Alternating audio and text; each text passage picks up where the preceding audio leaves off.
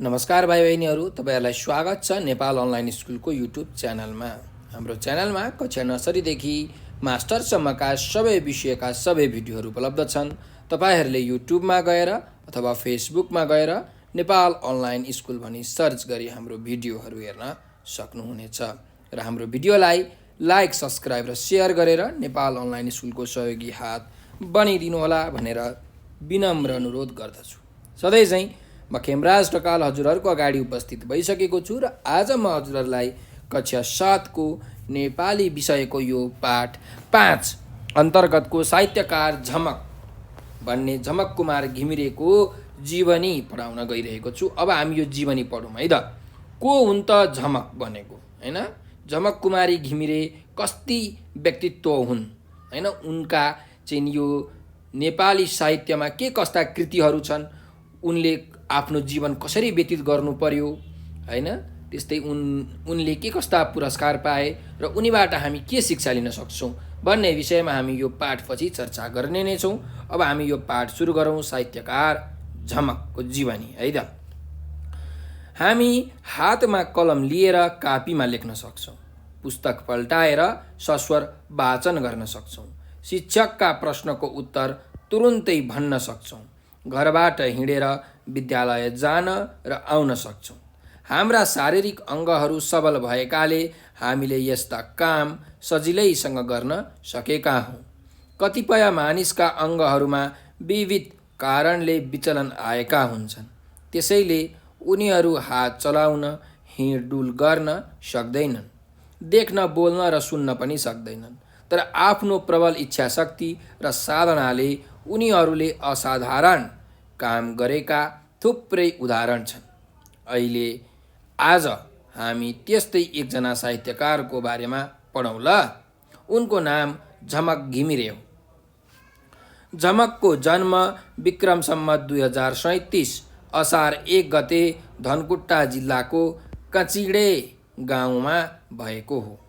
पिता श्री कृष्णबहादुर र माता आशादेवी घिमिरेको प्रथम सन्तानका रूपमा उनले जन्म लिएकी हुन्। जन्मदा उनी अन्य शिशु झैँ देखिन्थिन्, तर उनलाई मस्तिष्कीय पक्षघात जस्तो गम्भीर रोग लागेको रहेछ। यसैको असरले हुर्कदै जाँदा अरू शिशु सरह उनका हात गोडा सक्रिय हुन सकेनन्। उनको बोली पनि आएन र उनी बहुअपाङ्गता अवस्थामा रहन पुगिन्। यस्तो अवस्थाकी शिशु झमकलाई उनकी हजुरआमाले बडो स्नेह र ममता साथ हुर्काउँदै थिइन्। तिनै हजुरआमा एक दिन घरमा झमक मात्र भएको अवस्थामा अचानक परलोक भइन्। आफै हिँडडुल, दिसा पिसाब गर्न र खान समेत नसक्ने झमकलाई सबै कुरामा अरूको सहयोग चाहिन्थ्यो। यी सबै काम गरेर हुर्काउने स्नेहमयी हजुरआमाको निधनपछि झमकको जीवन झन कष्टकर बन्यो। निम्नवर्गीय किसानका छोराछोरीले पाउने सुविधा भनेको रुखो सुखो खान, एक सरो नाना र सामान्य शिक्षा हो। उनका भाइ बहिनीहरूले पनि खासै सुविधा त पाएका थिएनन्, तर जे सुविधा उनीहरूले पाउँथे त्यो पनि झमकले पाएनन्। भाइ बहिनी र साथीहरू पढ्न विद्यालय गएको देख्दा उनको मन चसक्क हुन्थ्यो, तर उनी मनमा पीडाको खेती गर्दै रुँदै बसिनन्। शारीरिक अशक्तता भए पनि उनमा अद्भुत प्रतिभा र श्रवण शक्ति थियो। यिनकै आडमा प्रबल दृढताका साथ उनले आफै अक्षर चिन्ने प्रयास गरिन्। प्रथमतः उनले आँखाले हेरेर अक्षरको आकृति आफ्नो दिमागमा राखिन्। मन मस्तिष्कमा भरिएका ती अक्षर लेखेर उनी अरूलाई देखाउन चाहन्थिन्। हात चल्दैनथे, हिँडुल गर्न नसक्ने भए पनि गोडा भने चल्थे। त्यसैले उनी गोडाका बुढी औँला र चोरी औँलाले सिन्का च्यापेर धुलामा लेख्ने अभ्यास गर्न थालिन्। एकैचोटिमा प्रयास कहाँ सफल हुन्थ्यो र? गोडा चले पनि हातले झैँ लेख्न कहाँ सकिन्थ्यो र? सुरुका प्रयास सफल नभए पनि उनले हिम्मत हारिनन्। धुलो फुकेर क लेख्ने अर्को उपाय निकालिन्। उनले धुलामा टाउको घुमाउँदै फुकेर लेखेको क देखियो। यसरी लेखिएको क अरूलाई पनि देखाउन सफल भइन्। यसपछि उनले शून्यमा टाउको हल्लाउँदै क लेखिन्। त्यो क उनी मात्र देख्थिन्। यसपछि उनले बिस्तारै गोडाका बुढी र चोरी औँलाले च्यापेको सिन्काले धुलामा लेख्ने अभ्यास गरिन्। लेख्दै जाँदा पहिलो शब्द कलम बन्यो। यसरी उनले आफ्नै तरिका, युक्ति, कडा साधना र बलबुताले अक्षर लेख्न सिकिन्। झमकलाई भाइ बहिनीले झैँ कागजमा पेन्सिल वा कलमले लेख्न मन लाग्थ्यो, तर उनलाई कसले कागज र पेन्सिल दिन्थ्यो र? अन्ततः जहाँ इच्छा हुन्छ त्यहाँ उपाय भने झैँ उनले लेख्ने साधन आफ्नै प्रयासले फेला पारिन्। रातभर घाँसमा परेको शीत बिहान कचौरामा बटुलेर त्यसमा गोडाको बुढी औँला चोपी ढुङ्गामा लेख्न थालिन्। यसो गर्दा गोडाको औँला ढुङ्गामा घोटिएर छरछर्ती रगत बग्थ्यो। उनी यसको परवाह गर्दिनथिन्। उनलाई आफूले लेखेको अरूलाई देखाउनु थियो। यसरी लेखेका अक्षर उनले बहिनी र अरूलाई पनि देखाइन्। दिदीको प्रयासमा बहिनी मिनाले पनि पुराना कापी र पेन्सिल सुटुक्क दिएर बल पुर्याउन थालिन्। यसपछि उनी गोडाका बुढी औँला र चोर औँलाले पेन्सिल च्यापेर कापीमा अक्षर लेख्न थालिन्। आफैले लेखेको कुरा अरूलाई देखाउन सफल भइन्। यसरी आफै शिक्षक र आफै विद्यार्थी भई अक्षर चिन्ने र लेख्ने काममा उनी सफल भइन्। उनले आफ्नो बहुचर्चित पुस्तक जीवन काँडाकी फुलमा यसको वर्णन गरेकी छन्। जीवन काँडाकी फुल उनको आत्मजीवनपरक निबन्ध सङ्ग्रह हो। यसमा उनले कष्टपूर्ण बाल्य जीवन र अक्षर चिन्न तथा लेख्न गरेको सङ्घर्षको चित्र उतारेकी छन्। आफ्नो जीवनका 30 वर्षसम्मका अनुभूतिहरूको वर्णन गरेकी छिन्। नेपाली सामाजिक संस्कार र तिनका खराब पक्षहरूको पर्दाफास गरेकी छिन्। सामाजिक विकृति विसङ्गतिमाथि कडा प्रहार र सुधारको शङ्खघोष गरेकी छन्। आफ्नो बाल्य जीवनको करुण कहानी लेखेकी छन्। यो कृति पढ्दा जसका पनि आँखा रसाउँछन्। शिक्षालयमा कहिल्यै पाइलो नहालेकी झमकले लेखेको यो पुस्तक धेरै स्तरीय र बौद्धिक चिन्तनयुक्त छ। विक्रम सम्वत 2067 यो कृति प्रकाशित भएपछि उनी राष्ट्रिय स्तरमा नै चर्चित भइन्। उनले विभिन्न पुरस्कार प्राप्त गरिन्। कदर पत्र तथा नागरिक अभिनन्दनद्वारा समेत सम्मानित भइन्। तीमध्ये Lions Club of Holy City Siddharthnagar भैरवाको आयोजनामा सम्पन्न विक्रम सम्वत 2068 को नागरिक अभिनन्दन अतुलनीय छ। अभिनन्दनमा समाजको सबै वर्गका हजारौं जनताको उत्साहपूर्ण उपस्थिति थियो। सो समारोहमा झमकलाई रथारोहणसहित नगर परिक्रमा गराइएको थियो। उनलाई 2,11,000 रुपैयाँ पुरस्कार स्वरूप प्रदान गरिएको थियो। यसअघि विक्रम सम्वत 2067 मा उनी नेपालमा साहित्यतर्फको नोबेल पुरस्कार मानिने 2 लाख रुपैयाँको मदन पुरस्कारबाट पनि पुरस्कृत भएकी थिइन्। यसै वर्ष उनले उत्तम शान्ति पुरस्कार, शङ्कर लामिछाने पुरस्कार तथा पद्मश्री सम्मान पाइन्। यसअघि विक्रम सम्वत 2055 मा उनले कविताराम बाल साहित्य प्रतिभा पुरस्कार पाएकी थिइन्। विक्रम सम्वत 2056 मा उनलाई अस्वीकृत विचार साहित्य पुरस्कार प्रदान गरिएको थियो। त्यसै वर्ष उनलाई क्याप्टेन गोपाल प्रसाद जनकल्याण पुरस्कार र अपाङ्ग प्रतिभा पुरस्कार पनि प्रदान गरियो। विक्रम सम्वत 2065 मा उनी डाक्टर विमला बाडी पुरस्कारद्वारा पुरस्कृत भइन्। त्यस्तै विक्रम सम्वत 2063 मा धनकुटा प्रतिभा पुरस्कार र विक्रम सम्वत 2065 मा क्षेत्रीय प्रतिभा पुरस्कारद्वारा पुरस्कृत भइन्। उनलाई विक्रम सम्वत 2057 मा तत्कालीन सरकारले प्रबल गोर्खा दक्षिण बाहु चौथो उपाधि प्रदान गरेको थियो। झमकको पहिलो प्रकाशित कृति सङ्कल्प कविता सङ्ग्रह 2055 हो। त्यसपछि उनका कविता, कथा, निबन्ध सङ्ग्रह गरी 8 वटा कृतिहरू प्रकाशित छन्। उनका सङ्कल्प बाहेक 3 कविता सङ्ग्रह छन्। आफ्नै चिता अग्निशिखातिर 2057, मान्छेभित्रका योद्धाहरू 2057 र नौलो प्रतिबिम्ब 2060 उनका महत्त्वपूर्ण कविता सङ्ग्रह हुन्। उनको पर्दा समय र मान्छेहरू 2062 साल हैन नामक 2वटा कथा सङ्ग्रह प्रकाशित छन्। त्यस्तै बेमौसमका आस्थाहरू 2063 नामक निबन्ध सङ्ग्रह र सम्झनाका बाचिटाहरू 2057 नामक लेखहरूको सङ्गालो प्रकाशित छ। उनका विविध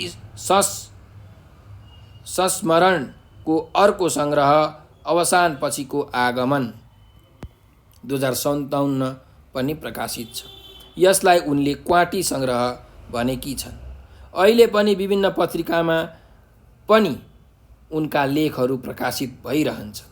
30 वर्षको उमेरमा नै उनले नेपाली साहित्यलाई यति ठुलो योगदान गरिन्, यो चान्चुने कुरा होइन। विश्वमा झमकको जस्तै अवस्थाका अन्य चर्चित स्रष्टाहरू पनि छन्।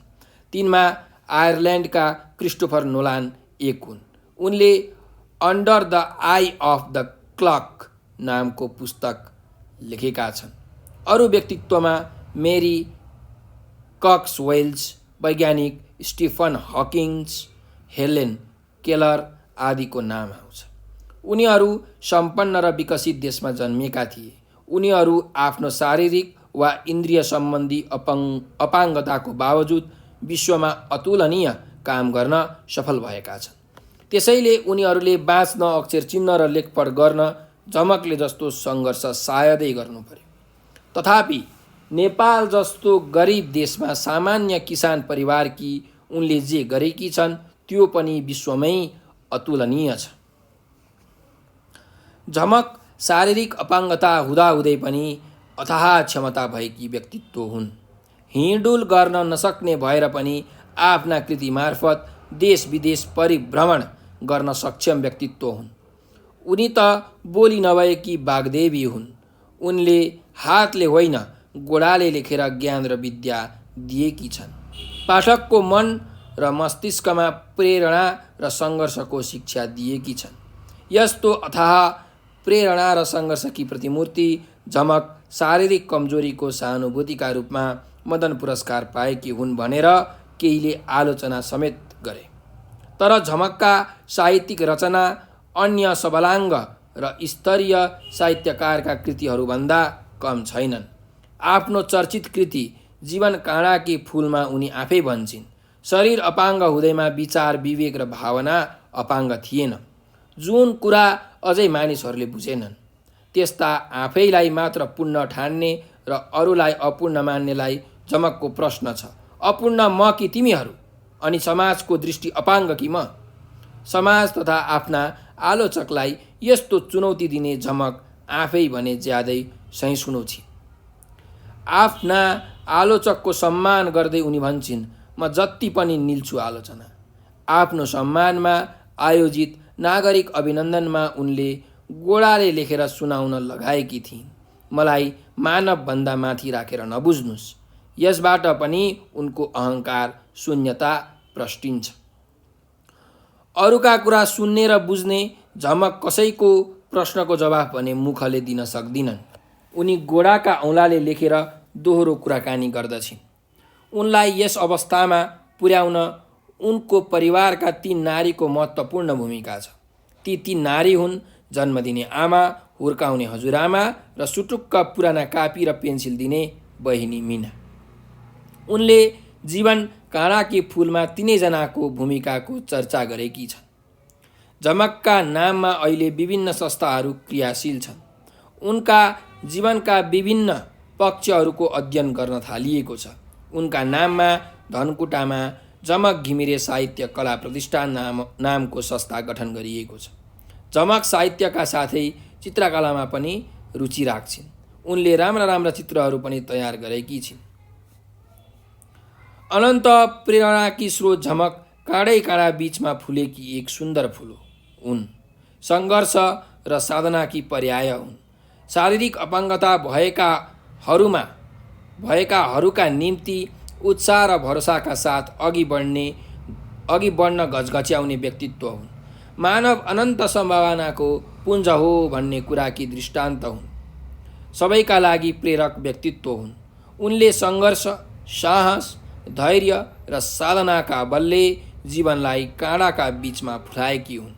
जीवनलाई सृष्टिको सुन्दर फूल भनेर प्रमाणित गर्ने झमक नेपालको राष्ट्रिय गौरव हुन् भनेर यो जुन झमक कुमार घिमिरेको जीवनी चाहिँ सकिएको छ। हाम्रो झमक कुमारी घिमिरे चाहिँ नेपालको बडा ठुलो चाहिँ साहित्यकारको रूपमा चिरपरिचित छिन्।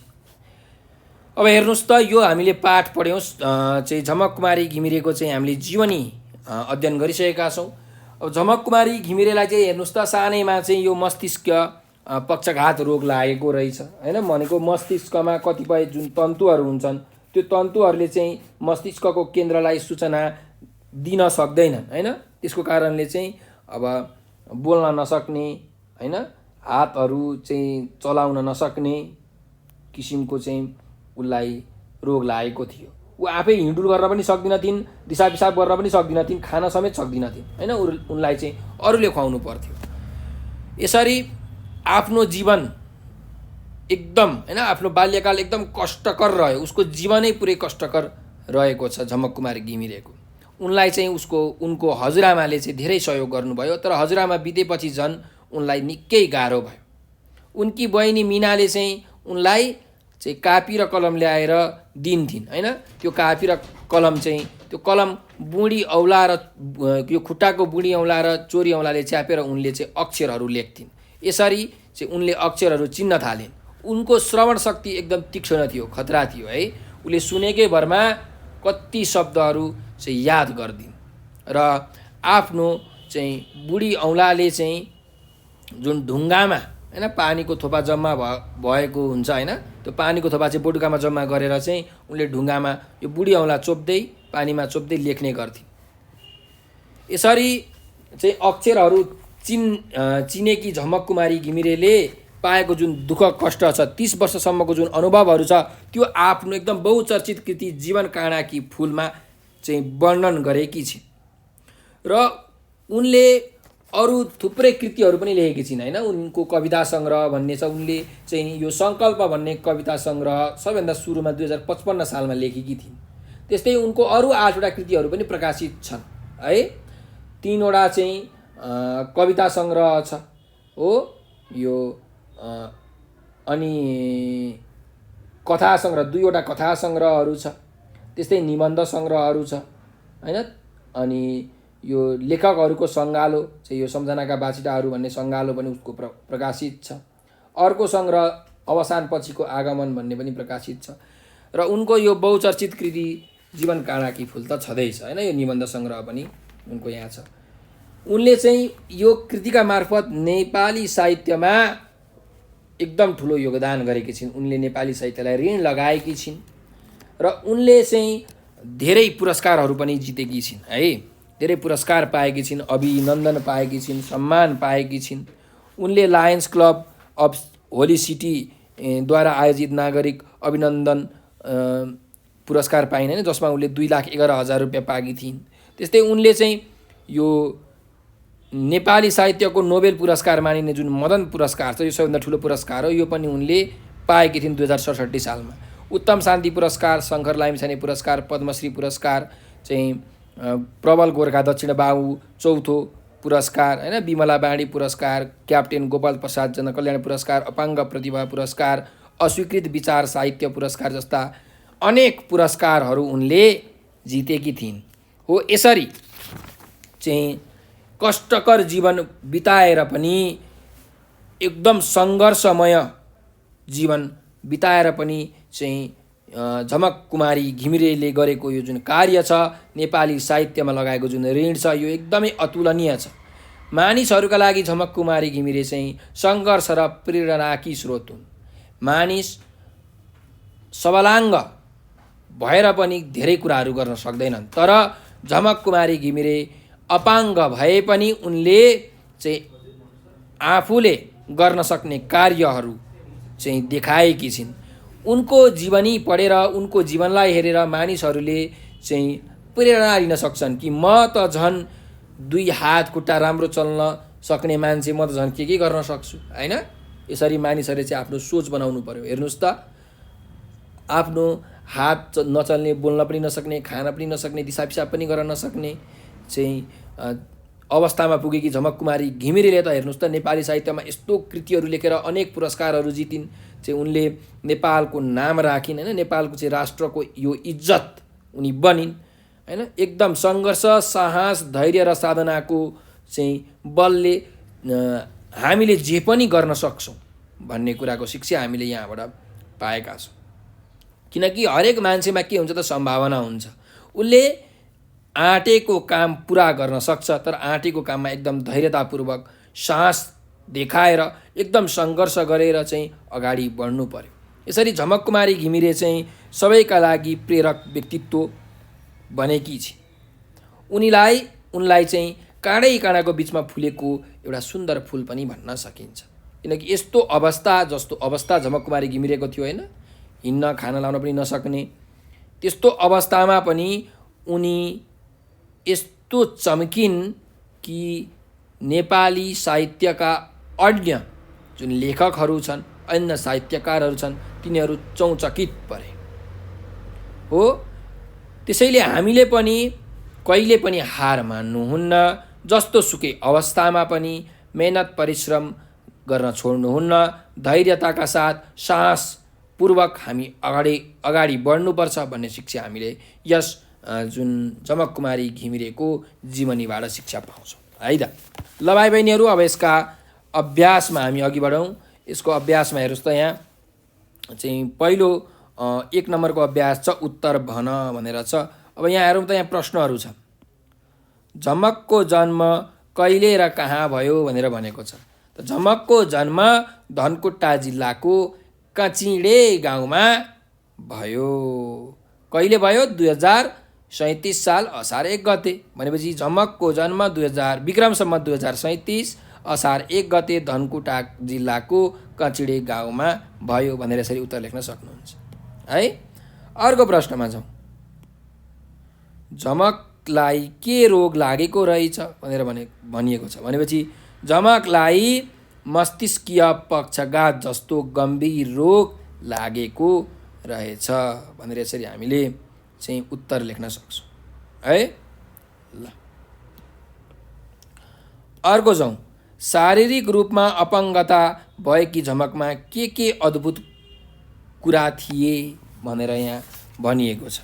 अब हेर्नुहोस् त, शारीरिक रूपमा अपङ्ग, खान नसक्ने, चाहिँ हिँडुल गर्न नसक्ने, दिसा पिसाब पनि गर्न नसक्ने झमकमा कस्ता खालका अद्भुत कुराहरू थिए त भन्दा एकदम अद्भुत प्रतिभा थियो, एकदम चाहिँ तीक्ष्ण श्रवण शक्ति थियो, त्यस्तै एकदम धेरै साहस र एकदम धेरै धैर्यता उनीमा थियो।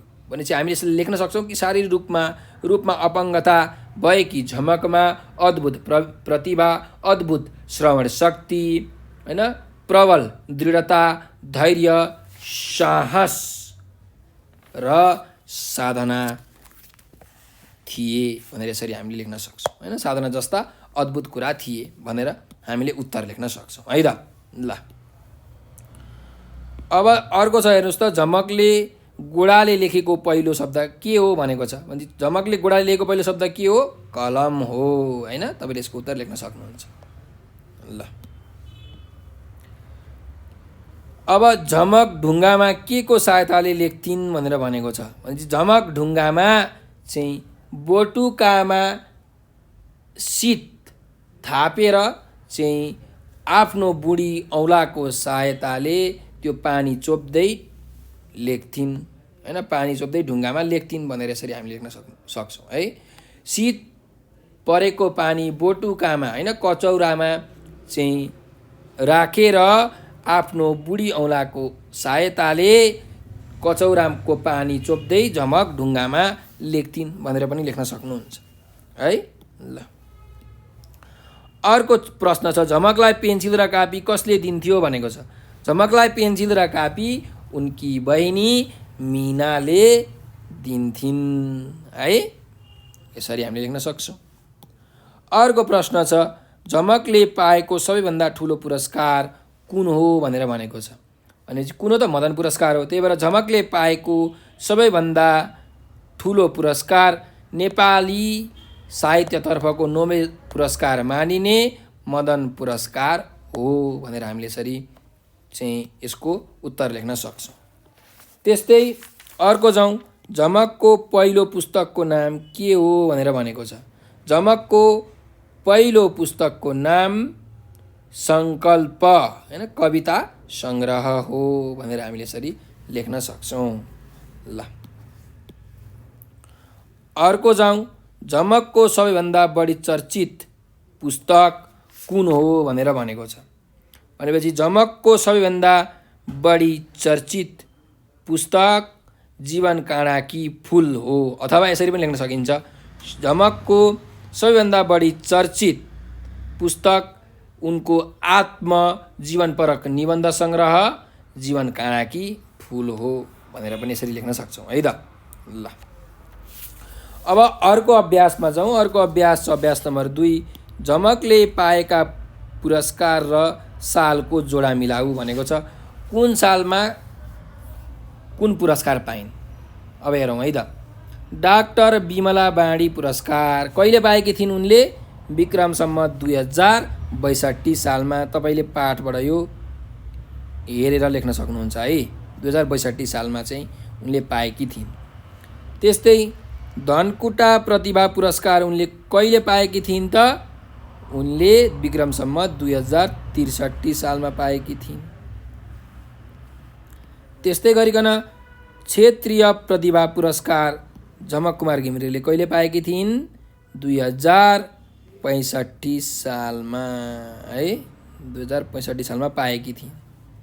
अर्को जाउँ, मदन पुरस्कार उनले कहिले पाएकी थिइन्? झमक कुमारी घिमिरेले मदन पुरस्कार 2067 सालमा पाएकी थिइन्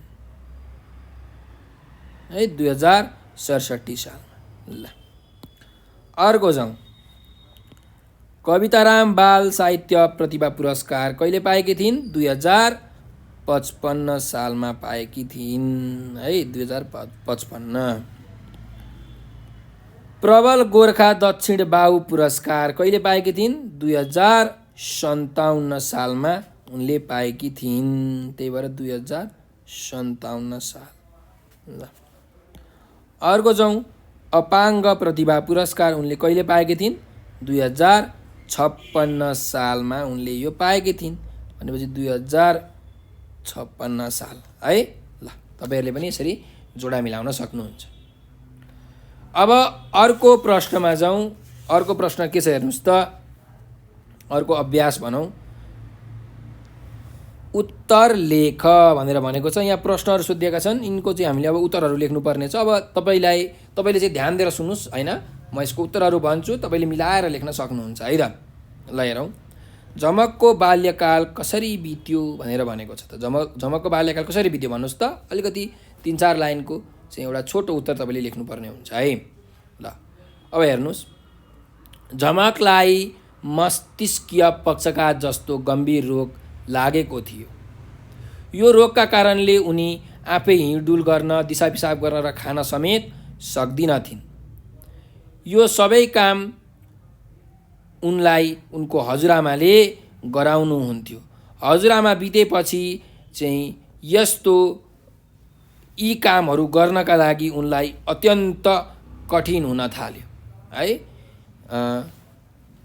भाइ बहिनीहरूले चाहिँ पढ्दाखेरि उनलाई पनि पढु जस्तो लाग्थ्यो। यसरी केही गर्न नसक्ने, केही काम गर्न नसक्ने झमकको बाल्यकाल अत्यन्त कष्टकर रूपले बित्यो भनेर तपाईँहरूले लेख्न सक्नुहुन्छ है। ल अर्को प्रश्नमा जाउँ, झमकले अक्षर चिन्ने र लेख्ने प्रयास कसरी गरिन् भनेर भनेको छ। त अक्षर चिन्ने र यो लेख्ने प्रयास कसरी गरिन् भन्दा, शारीरिक अशक्तता भए पनि झमकमा अद्भुत प्रतिभा र श्रवण शक्ति थियो। यिनकै आडमा प्रबल दृढताका साथ उनले आफै अक्षर चिन्ने प्रयास गरिन्। आँखाले अक्षरको आकृति हेरेर आफ्नो दिमागमा राखिन्। हात नचले पनि, हिँडुल गर्न नसक्ने भए पनि उनले गोडाका बुढी औँला र चोरी औँलाले सिन्का च्यापेर धुलोमा लेख्ने अभ्यास गरिन् है। अनि धुलामा टाउको घुमाउँदै फुकेर क लेख्थिन्। ढुङ्गामा पानीको थोपा चाहिँ आफ्नो औँलामा चोबेर ढुङ्गामा चाहिँ घोटेर शब्दहरू लेख्ने प्रयास गर्थिन्। यसरी चाहिँ झमकले हैन यो आँखाले हेरेर अक्षरको आकृति दिमागमा राख्दै अक्षर चिनिन् र बडो कष्टकर तरिकाले बुढी औँलाले आफ्नो खुट्टाको बुढी औँलाले चाहिँ अक्षरहरू लेख्ने प्रयास गरिन् भनेर तपाईहरूले लेख्न सक्नुहुन्छ। अब हेर्नुहोस्, जीवन काँडाकी फुल कस्तो कृति हो भनेर भनेको छ। कस्तो कृति हो त? जीवन काँडाकी फुल झमक कुमारी घिमिरेको आत्मजीवनपरक निबन्ध सङ्ग्रह हो। यसमा उनले आफ्नो 30 वर्षसम्मको अनुभव, आफूले बिताएको कष्टपूर्ण बाल्य जीवन र अक्षर चिन्ह तथा लेख्न गरेको सङ्घर्ष चाहिँ उतारेकी छन्। त्यस्तै नेपाली समाजमा भएका संस्कार र तिनका खराब पक्षहरूको पर्दाफास गरेकी छिन्। सामाजिक विकृति विसङ्गतिमाथि कडा प्रहार र सुधारको सङ्घोष पनि उनले यस कृतिमा गरेकी छिन्। त्यसैले झमक कुमारी घिमिरेको यो निबन्ध सङ्ग्रह जीवन काँडाकी फुल एक चाहिँ बडो सुन्दर हैन आत्मजीवनपरक निबन्ध सङ्ग्रह हो भनेर लेख्न सक्नुहुन्छ है। ल अर्को प्रश्नमा जाउँ। झमकले साहित्यका कुन कुन विधामा कलम चलाएकी छन् भनेर भनेको छ। त कुन कुन विधामा झमकले साहित्यको चाहिँ कविता विधा, कथा विधा, निबन्ध विधा हैन, त्यस्तै आफ्नो जुन यो सङ्गालो हैन यो लेखकहरूको सङ्गालोको विधाहरूमा चाहिँ उनले कलम चलाएकी छिन् भनेर हामीले यसको उत्तर लेख्न सक्छौँ है। ल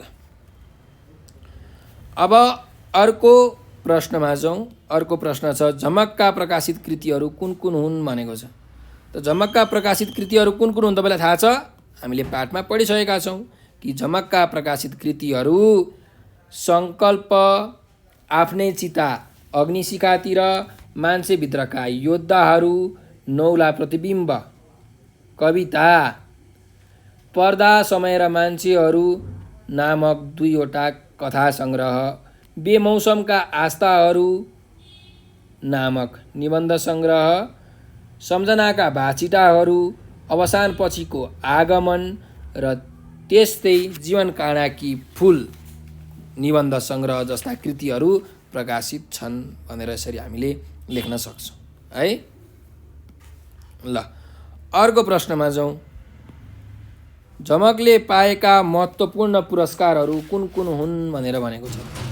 झमकले पाएको महत्त्वपूर्ण पुरस्कारहरू चाहिँ नागरिक अभिनन्दन पुरस्कार, मदन पुरस्कार, उत्तम शान्ति पुरस्कार, शङ्कर लामिछाने पुरस्कार, पद्मश्री सम्मान हैन, चाहिँ कविताराम बाल साहित्य प्रतिभा पुरस्कार, अस्वीकृत विचार साहित्य पुरस्कार, क्याप्टेन गोपाल प्रसाद जनकल्याण पुरस्कार, अपाङ्ग प्रतिभा पुरस्कार, डाक्टर विमला बाँडी पुरस्कार, धनकोटा प्रतिभा पुरस्कार, क्षेत्रीय प्रतिभा पुरस्कार र प्रबल गोर्खा दक्षिण बाहु चौथो पुरस्कार हुन् भनेर यसरी तपाईँहरूले उत्तर लेख्न सक्नुहुन्छ है। यो सबै तपाईँले पाठमा पढिसक्नु भएको छ। अब अर्को छ, हेर्नुहोस् त, झमकलाई नेपाल सरकारबाट के प्राप्त भयो भनेर भनेको छ। त झमकलाई 2057 सालमा तत्कालीन सरकारबाट प्रबल गोर्खा दक्षिण बाहु चौथो उपाधि प्राप्त भयो भनेर हामीले यसरी उत्तर लेख्न सक्छौँ है। ल अर्को प्रश्नमा जाउँ। उनलाई काँडाका बिचमा फुलेकी फुल किन भनिएको हो भनेर भनेको छ। त किन भनेको भन्नुहोस् त? किनकि झमक चाहिँ मानसिक रूपमा सबल भए पनि शारीरिक रूपले के थिइन् त? अपाङ्ग थिइन्। जीवनका हरेक दैनिक क्रियाकलापमा चाहिँ उनी दैनिक क्रियाकलापहरू सञ्चालन गर्न उनलाई अत्यन्त गाह्रो हुन्थ्यो, अत्यन्त कठिन हुन्थ्यो। मुखले केही बोलीचाली गर्न सक्दिनथिन्। तापनि उनले आफ्नी आमा हजुरआमा र बहिनी मिनाको सहयोगले बिस्तारै बिस्तारै पढ्न सिकिन्, अक्षर चिन्न सिकिन्, लेख्न सिकिन् हैन। त्यति मात्र होइन, चाहिँ यो नेपाली साहित्यका महत्त्वपूर्ण साहित्यिक कृतिहरूको रचना गरेर नेपाल र नेपालीको गौरव उनले बढाएकी छिन्। उनी सङ्घर्षकी प्रतिमूर्ति हुन्, उनी अनन्त प्रेरणाकी स्रोत हुन्। त्यसैले उनलाई काँडाको बिचमा फुलेको फुल भनेर भनिएको हो भनेर यसरी तपाईँहरूले उत्तर लेख्न सक्नुहुन्छ है त। ल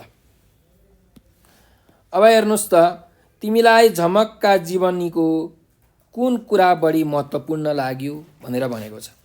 त कुन कुरा बढी महत्त्वपूर्ण लाग्यो भन्नुहोस् त भन्दा चाहिँ झमक घिमिरे शारीरिक रूपमा एकदमै हैन अपाङ्ग थिइन् हैन। शारीरिक रूपले उनी केही पनि काम गर्न सक्दिनथिन्, त्यही पनि उनी मानसिक रूपमा चाहिँ अरू मानिसहरूभन्दा पनि एकदम सबल थिइन्।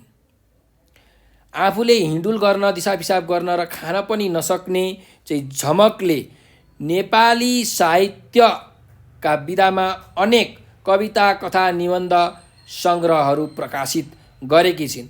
बडो साहस र धैर्यतापूर्वक अक्षर चिन्ने र लेख्ने प्रयास गर्दै उनी नेपाल को राष्ट्रिय गौरव बन्न सफल भएकी कुरा चाहिँ मलाई बढी महत्त्वपूर्ण लाग्यो भनेर हामीले लेख्न सक्छौँ है। ल अब अर्को प्रश्नमा जाउँ। अर्को प्रश्न के छ हेर्नुहोस् त, झमकको जीवनीबाट लिने प्रेरणा के हो भनेर भनेको छ। त के हो त हेर्नुहोस् त, झमकको जीवन एकदमै सङ्घर्ष तथा अथक परिश्रम मेहनतबाट गुज्रिएको छ हैन। एकदम धेरै कठिन अवस्थामा पनि उनी कति पनि विचलन भएनन्। उनी आफ्ना लागि भन्दा अरूका लागि बाँचिन्। त्यसैले उनको जीवनीबाट जीवनमा कठिन अवस्थाहरू आउन सक्छन्, तर त्यसबाट हामीले पर भाग्नु हुँदैन। आश विश्वासका साथ अगाडि बढ्दै गएमा सफलता टाढा छैन। आफूले सङ्घर्ष साधना गर्न कहिले पनि छोड्नु हुँदैन। अथक मेहनत, परिश्रम, धैर्यता र साहसपूर्वक हामीले केही कुरा गर्न अघि बढ्यौँ भने हामी त्यसमा अवश्य पनि सफल हुन्छौँ भन्ने कुरा झमकको जीवनीबाट लिने प्रेरणा हो भनेर हामीले यसको उत्तर लेख्न सक्छौँ है त भाइ बहिनीहरू। ल अब यो जुन अभ्यास छ, यो हाम्रो उत्तर लेख भन्ने अभ्यास, मैले सब प्रश्नको उत्तर भनिसकेको छु। तपाईँहरूले चाहिँ यो ध्यानपूर्वक सुनेर यसलाई मिलाएर चाहिँ लेख्न सक्नुहुन्छ है त। ल अब शब्द भण्डार जाउँ। अर्को अभ्यास छ शब्द भण्डार। यहाँ हेर्नुहोस् 4 नम्बरको अभ्यास छ, तल्लो हरफका विपरीतार्थी शब्दसँग जोडा मिलाई कापीमा सार भनेको छ। अब यहाँ जोडा मिलाएर हामीले आफ्नो कापीमा सार्नुपर्ने छ है। ल हेरौँ, यहाँ प्रबल भन्ने शब्द छ। प्रबलको विपरीतार्थी शब्द भनेको उल्टो अर्थ दिने शब्द के हो त भन्दा प्रबल भनेको एकदमै बलियो भन्न खोजेको है। यसको उल्टो अर्थ के हुन्छ त? प्रबलको दुर्बल। के हुन्छ यहाँ? दुर्बल। हेर्नुहोस् त यहाँ लगाएकै छ प्रबलको दुर्बल। तपाईँले यसको जोडा मिलाउन सक्नुहुन्छ यसरी है।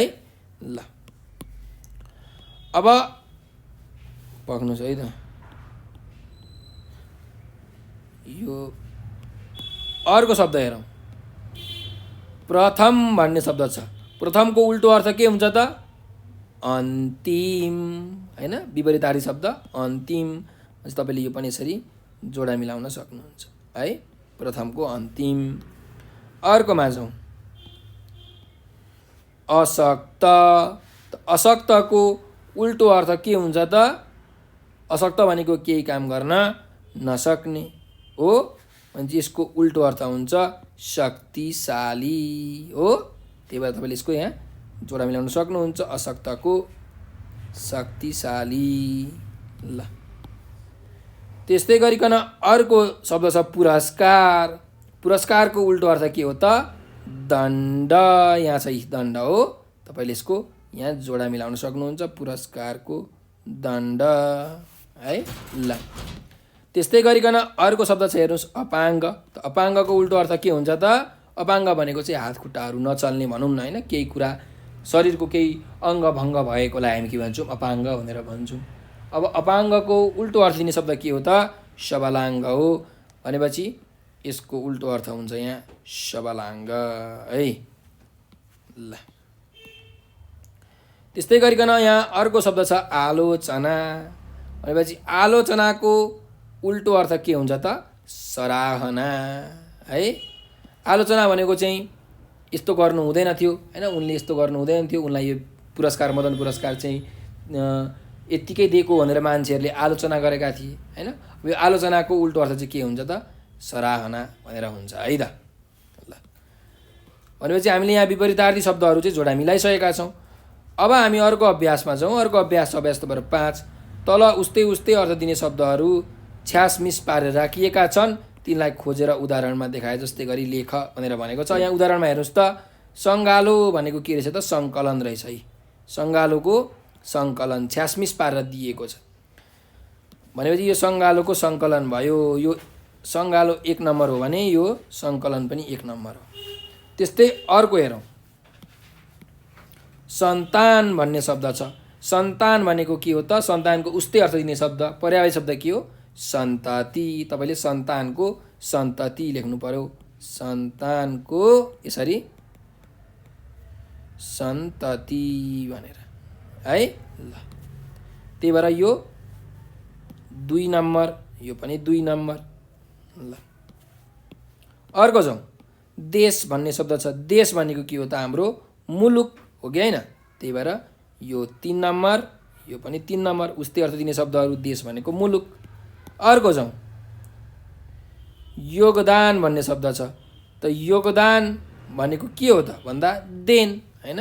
उनले चाहिँ जमकुमारी घिमिरेले चाहिँ नेपाली साहित्यमा एकदम ठुलो योगदान गरेकी छिन् भनेको देन गरेकी छिन् हैन, उस्तै अर्थ दिने शब्द हो। त्यही भएर मानिलिउँ यो नम्बर 4 भयो भने देन पनि नम्बर 4 भयो। अर्कोमा जाउँ, विश्व भन्ने शब्द छ। विश्व भनेको शब्दको उस्तै अर्थ दिने शब्द के हो त विश्व भनेको संसार होइन, यो जगत यो संसार। त्यही भएर यो मानिलिउँ 5 नम्बर भयो भने यो पनि 5 नम्बर तपाईँहरूले मिलाएर लेख्नु पर्यो है। अब जोडा मिलाउन सक्नुहुन्छ। अब अर्को जाउँ, वर्णन भनेको छ। त वर्णन भनेको के गर्नु त एकदम बयान गर्नु हैन, व्याख्या गर्नु। त्यही भएर वर्णनको यहाँ उस्तै अर्थ कुन छ त व्याख्या बयान छ। तपाईँले त्यही भएर यसको चाहिँ यहाँ जोडा मिलाउन सक्नुहुन्छ। यो 6 नम्बर भयो भने यो 6 नम्बर, यो उस्तै अर्थ दिने शब्द भयो। अर्कोमा जाउँ, यहाँ हिम्मत भनेको छ। त हिम्मतको उस्तै अर्थ के हो त आँट है। भनेपछि यहाँ यो मानिलिउँ 7 नम्बर भयो भने यो पनि 7 नम्बर है। अर्को शब्द छ यहाँ हेरौँ, निधन भन्ने शब्द छ। निधन भनेको के हो त कोही मर्नु होइन, मृत्युलाई हामी के भन्छौँ निधन हुनु भन्छौँ। भनेपछि यसको अर्थ छ यो निधन 8 नम्बर भयो भने यो मृत्यु पनि के भयो त 8 नम्बर भयो। यसरी हामीले यहाँ उस्तै अर्थ दिने शब्दहरू लेखेका छौँ है। ल अब हामी अर्को अभ्यासतिर अघि बढौँ। अभ्यास नम्बर 6, तलका शब्दका 1 भन्दा बढी अर्थ पढ र बुझ भनेर यहाँ भनिएको छ। अब यो पढौँ अनि हामी बुझौँ है त। ल भाइ बहिनीहरू, अब हामी यो शब्दहरू पढौँ र यिनीहरूको चाहिँ अर्थहरू के रहेछ हामी बुझौँ है त। ल हेर्नुहोस् त, यहाँ सम्पन्न भन्ने शब्द छ। त सम्पन्न भनेको के हो त भन्दा जस्तो कोही मानिस सम्पन्न परिवारमा जन्मेका हुन्छन् होइन। सम्पन्न परिवार भनेको एकदम धनी परिवार, सुखशयल भएको। त्यही भएर एउटा अर्थ के हुन्छ त धनी भनेर हुन्छ, सम्पन्नको धनी। र अर्को अर्थ के हुन्छ त भन्दा सकिएको होइन। आज हाम्रो घरमा पूजाको काम सम्पन्न भयो भनेको सकियो भनेर भन्न सकिन्छ। हो यसरी कुनै एउटा शब्द जुन सम्पन्न भन्ने शब्द छ यसको त के भयो त एउटा भन्दा बेसी अर्थ भयो, धेरै अर्थ भयो। यस्ता खालके शब्दलाई हामी अनेकार्थी शब्द भनेर भन्छौँ है। अनेकार्थी भनेको अनेक अर्थ भएको, एक भन्दा धेरै अर्थ भएकोलाई अनेकार्थी शब्दहरू भनिन्छ। यहाँ जुन यो सम्पन्न भन्ने शब्द छ यसको अर्थ एउटा धनी रहेछ, अर्को सकिएको रहेछ भनेपछि यसको एउटा भन्दा धेरै अर्थ भयो, त्यसैले यो अनेकार्थी शब्द हो है। ल अब अर्कोमा जाउँ, सङ्घर्ष भनेर भनेको छ। अब सङ्घर्ष भनेको के भन्दाखेरि एउटा अर्थ हुन्छ यसको कठोर परिश्रम होइन। हामीले जीवनमा एकदम कठोर परिश्रम गर्नुपर्छ, सङ्घर्ष गर्नुपर्छ। यसरी हामीले यसको अर्थ बुझ्न सक्छौँ। अर्को अर्थ हुन्छ हेर्नुहोस् त भिड्ने काम अथवा भिडन्त होइन। चाहिँ 2 जना दाजुभाइहरू चाहिँ यो सम्पत्तिको नाउँमा सङ्घर्ष गर्दै थिए भनेको मतलब के हो त चाहिँ भिड्दै थिए, भिड्ने कामलाई पनि हामी सङ्घर्ष भन्छौँ है। यसको दुईटा अर्थ भयो यहाँ। अर्कोमा जाउँ, शीत भनेर भनेको छ। शीत भनेको के हो त भन्दा एउटा चाहिँ रातमा जमिनमा पर्ने पानीको कण, जाडोको बेलामा चाहिँ अथवा भनौँ गर्मीकै बेला पनि बिहान बिहान पातहरूमा तपाईँले देख्नुहुन्छ पानीको थोपा हुन्छ, हो त्यसलाई शीत भनेर भनिन्छ। र अर्को शीत भनेको के हो त चिसो, होइन आज कस्तो शीत बढेको छ भन्दा चिसो बढेको छ अथवा जाडो बढेको छ भनेर भन्न खोजिएको हो। त्यही भएर यो शीतको अर्थ पनि दुईटा हुन्छ है। ल अर्कोमा जाउँ, विचार। विचार भनेको के हो त भन्दा एउटा मनमा उठेको कुरा अथवा सोचलाई हामी के भन्छौँ, विचार भनेर भन्छौँ होइन। तिम्रो विचार कस्तो छ त, होइन मेरो यस्तो विचार छ, म चाहिँ अब यो काम गर्न लागेको हो, होइन नेपाल अनलाइन स्कुलमा ट्युसन पढाउन लागेको छु, यहाँ भिडियो बनाउन लागेको छु भनेर यसरी कसैको मनमा उठेको चाहिँ सोच अथवा कुरालाई के भनिन्छ, विचार भनिन्छ। भने अर्को भनेको विचार भनेको बुद्धि र विवेक, होइन हामीले आफ्नो विचार शुद्ध राख्नुपर्छ भन्नुको मतलब हाम्रो बुद्धि विवेक चाहिँ एकदम शुद्ध राख्नुपर्छ, हामीले विचारको प्रयोग गरेर काम गर्नुपर्छ भनेको बुद्धि र विवेकको प्रयोग गरेर काम गर्नुपर्छ भनेर भनिएको है। त्यही भएर यसको पनि यहाँ दुईटा अर्थ भयो। अर्को जाउँ, शून्य भनेको छ। शून्य भनेको के हो त एउटा केही नभएको रित्तो खालीलाई पनि शून्य भनेर भनिन्छ है। अर्को एकान्त ठाउँ, सुनसान ठाउँलाई पनि शून्यता भएको ठाउँ, शून्य ठाउँ भनेर भनिन्छ। कस्तो शून्य छ यहाँ त भनेर भनिन्छ नि।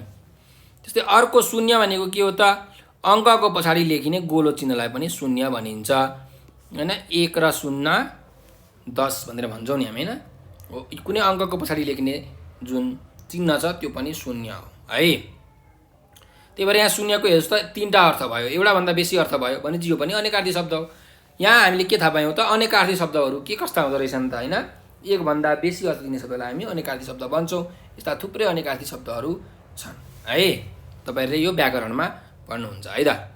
अब जाउँ हामी अर्को अभ्यासमा, अभ्यास नम्बर 7।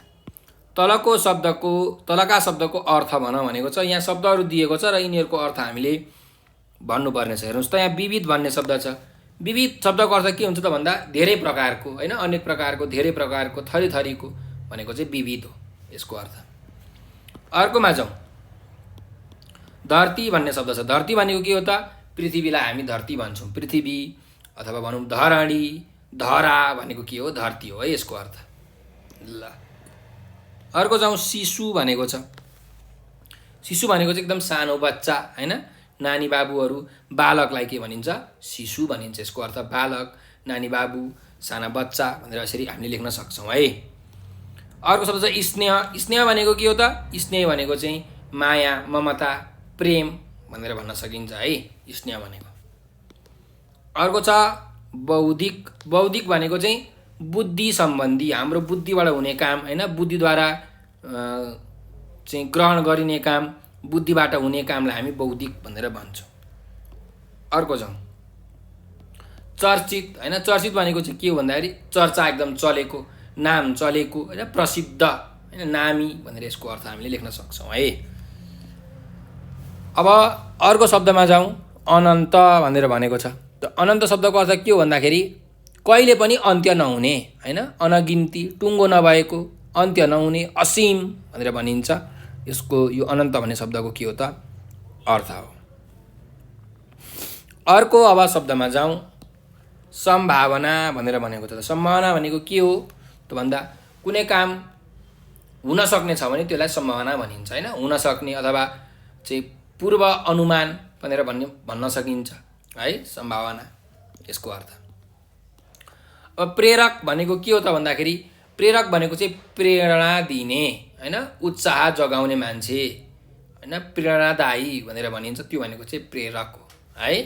ल अर्को छ आयोजित। आयोजित भनेको चाहिँ के हो त भन्दा कुनै पनि व्यवस्था मिलाइएको, होइन बन्दोबस्त गरिएको, आयोजना गरिएकोलाई के भन्छौँ हामी आयोजित भनेर भन्छौँ। तपाईँहरूको विद्यालयमा पनि विभिन्न कार्यक्रमहरूको आयोजना गरिएको हुन्छ, त्यो भनेको आयोजित गरिएको हुन्छ भनेर भन्न सकिन्छ है। अर्को जाउँ आकृति। त आकृति भनेको चाहिँ के हो भन्दाखेरि कुनै पनि व्यक्ति अथवा वस्तुको के हो त एउटा स्वरूप हो, होइन आकार हो, बनोट हो, संरचना हो, त्यसलाई हामीले आकृति भनेर भन्न सक्छौँ है। अर्को छ हेर्नुहोस् त प्रवाह भनेको छ। प्रवाह भनेको चाहिँ कुनै पनि चासो हैन, चासो अथवा चिन्ता, फिक्री हैन, सरोकार वास्ता नभएकोलाई हामी के भन्छौँ प्रवाह नभएको भनेर भन्छौँ नि हैन। त प्रवाहको अर्थ वास्ता, सरोकार हैन, चासो, फिक्री भनेर हामी लेख्न सक्छौँ। अर्को शब्द जाउँ सङ्घर्ष। सङ्घर्ष शब्दको अर्थ के हो भन्दाखेरि चाहिँ भिडन्त हैन, अथवा रगडिने अथवा घोटिने काम है, कठोर परिश्रम यसको अर्थ हो है। अनि अथाह भनेको के हो त भन्दाखेरि एकदमै धेरै, अगाध हैन, चाहिँ ज्यादै धेरै, अगम्य, अगाध, थाहा पाउन एकदम गाह्रो हुनेलाई के भन्छौँ त अथाह भन्छौँ। ल अब अर्को अभ्यासमा हामी जाउँ। अभ्यास नम्बर 8 मा पुरस्कारद्वारा पुरस्कृत भए चाहिँ तलका शब्दबाट हुने शब्द लेख भनेर भनेको छ। अब यहाँ हेर्नुहोस् त, यहाँ शब्दहरू दिएको छ, ती शब्दहरूबाट के शब्दहरू बन्छन् त हामी लेख्न सक्छौँ है। ल हेर्नुहोस्, प्रमाणको के हुन्छ त, हेर्नुहोस् पुरस्कारको पुरस्कृत भए जस्तै प्रमाणको के हुन्छ त प्रमाणित है, प्रमाणको प्रमाणित, सम्मानको सम्मानित, कति सजिलो छ है। विभूषणको विभूषित, सञ्चालनको सञ्चालित। ल यसरी तपाईहरुले लेख्न सक्नुहुन्छ है। ल त्यस्तै अब अर्को चाहिँ यो अभ्यासमा जाउँ। अभ्यास नम्बर 9 छ, हेर्नुहोस् त, साहित्य प्लस कार, साहित्यकार जस्तै तलका शब्दबाट शब्द बनाऊ भनेको छ। अब यहाँ साहित्य प्लस कार साहित्यकार, त्यस्तै अब यहाँ हेर्नुहोस् त कला छ, त के हुन्छ कला प्लस कार कलाकार हो यसरी। नाटक छ, नाटक प्लस कार नाटककार, यसरी तपाईले शब्दहरू बनाउन सक्नुहुन्छ। निबन्ध छ, निबन्ध प्लस कार निबन्धकार। कथा छ यहाँ है, कथा प्लस कार कथाकार। त्यस्तै गरिकन चित्र छ यहाँ, चित्र भन्ने शब्द, चित्र प्लस कार चित्रकार। मूर्ति छ, मूर्ति प्लस कार मूर्तिकार। शिल्प छ यहाँ अर्को शब्द भनेपछि शिल्प प्लस कार शिल्पकार। सङ्गीत भन्ने शब्द छ यहाँ, सङ्गीत प्लस कार सङ्गीतकार। गीत भन्ने शब्द छ यहाँ, गीत प्लस कार गीतकार। यसरी तपाईहरुले लेख्न सक्नुहुन्छ है, अथवा गीत प्लस कार गायककार पनि तपाईले लेख्न सक्नुहुन्छ है, तर गीतकार लेख्दा चाहिँ राम्रो हुन्छ है। अब अन्तिम अभ्यास छ यसको, यो बोधको अभिव्यक्तिको शब्द भण्डारको भनौँ न। अर्थ खुल्ने गरी वाक्यमा प्रयोग गर भनेर भनेको छ। अब हामीले यहाँ अर्थ खुल्ने गरी वाक्यमा प्रयोग गर्नु पर्यो है। ल हेरौँ, अभिनन्दन भनेर भनेको छ भनेपछि अभिनन्दनको के बनाउन सकिन्छ त? अभिनन्दन भनेको चाहिँ सम्मान गर्नुलाई हामी अभिनन्दन भन्छौँ हैन। भनेपछि झमक कुमारी घिमिरेलाई Lions Club of Holy City सिद्धार्थनगरले चाहिँ विशेष अभिनन्दन गरियो भनेर यसरी हामीले वाक्य बनाउन सक्छौँ है। ल अर्को जाउँ पुरस्कृत। पुरस्कृत भनेको चाहिँ पुरस्कार दिनुलाई पुरस्कृत भनिन्छ। भनेपछि के बनाउन सकिन्छ त भन्दा राम आफ्नो कक्षा 6 को जाँचमा प्रथम भएर उसलाई पुरस्कृत गरियो भनेर यसरी हामीले चाहिँ यसको वाक्य बनाउन सक्छौँ है। अब प्रतिभा हेर्नुहोस्, प्रतिभाको के लेख्न सकिन्छ त भन्दा झमक कुमारी घिमिरे बहुमुखी प्रतिभाकी धनी व्यक्तित्व हुन् भनेर यसरी हामीले वाक्य बनाउन सक्छौँ।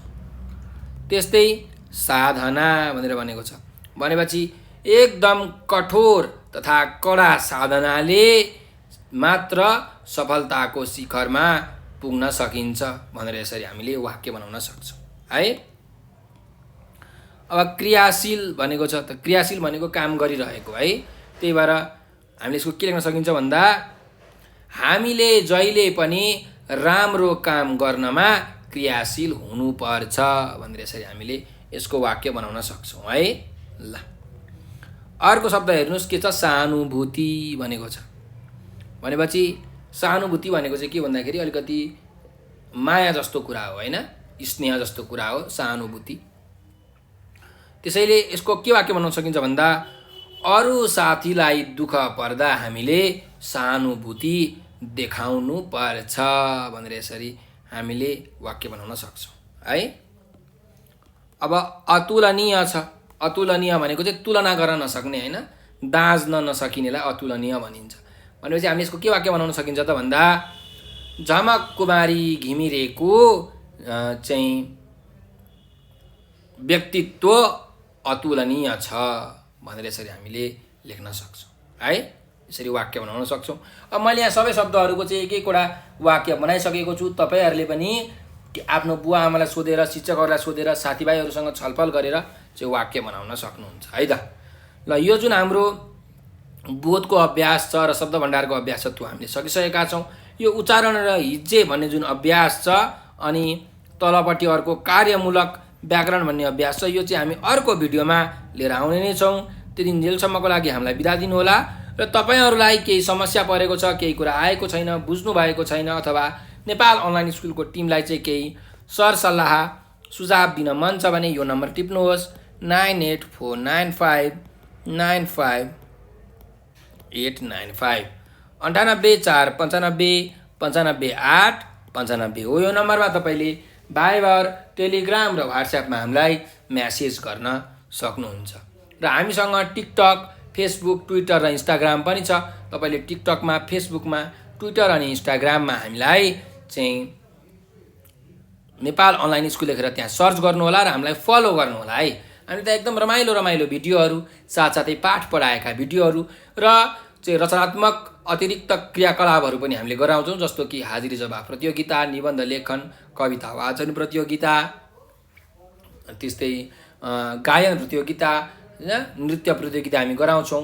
हो त्यो प्रतियोगिताहरूमा, त्यो क्रियाकलापमा हामीले चाहिँ उचित पुरस्कार र उपहारको पनि व्यवस्था गरेका छौँ। त्यसमा सहभागिता जनाएर तपाईँहरूले चाहिँ विशेष पुरस्कार जित्नुहुन्छ भन्ने मलाई आशा छ।